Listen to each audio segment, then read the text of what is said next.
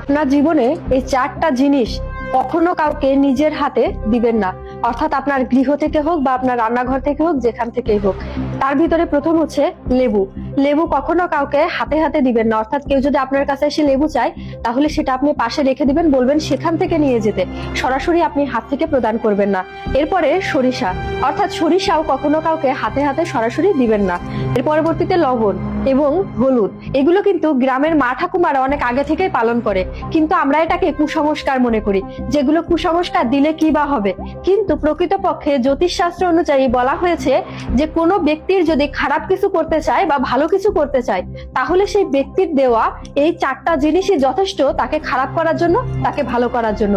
এবং জামা কাপড়ের বিষয়টা তো আলাদা, ওইগুলো তো আরো আছে, কিন্তু এই চারটা জিনিস যদি আপনি হাতে হাতে দেন তাহলে আপনার জীবনের চরম বিপর্যয় নামিয়ে আনতে পারে। এই জন্য কেউ যদি কখনো এসে আপনার কাছে হঠাৎ করে এগুলো চায় তাহলে কখনোই তাকে হাতে হাতে দিবেন না, দরকার হয় কোথাও একটা রেখে বলবেন এখান থেকে নিয়ে যান। তো ভিডিওটা খুবই ইনফরমেটিভ, অবশ্যই শেয়ার করবেন এবং সবাইকে অবগত করবেন। সবাই ভালো থাকুন, সুস্থ থাকুন। হরে কৃষ্ণ।